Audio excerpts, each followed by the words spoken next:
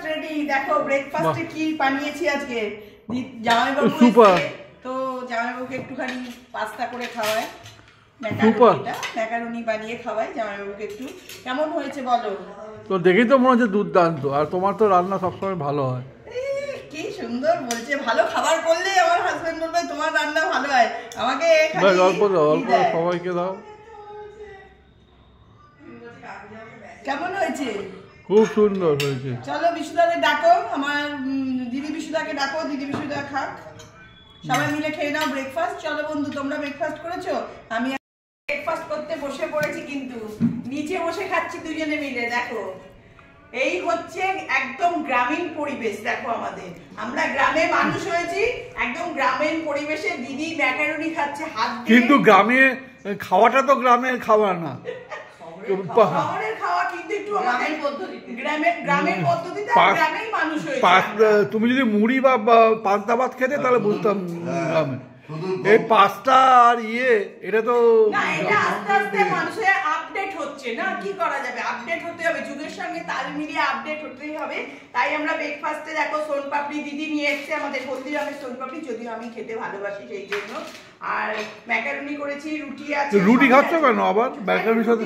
এই দুই বোনে মিলে খাচ্ছি। দেখো দিদিকে দেখা, এই কেমন খাচ্ছিস? দারুন, ওই দিদিকে বলছে দারুন খাচ্ছে।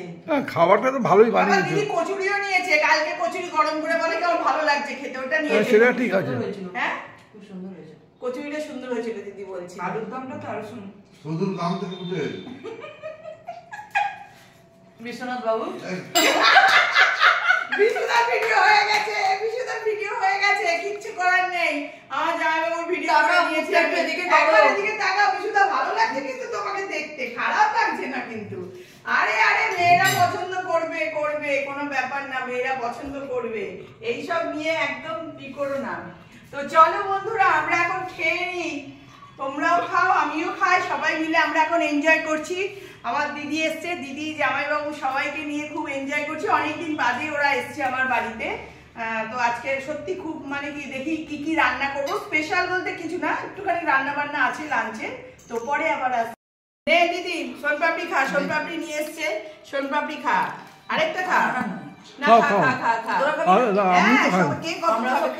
একটু বিশুদাকে দিয়ে দিই, সোনপাপড়ি খাও।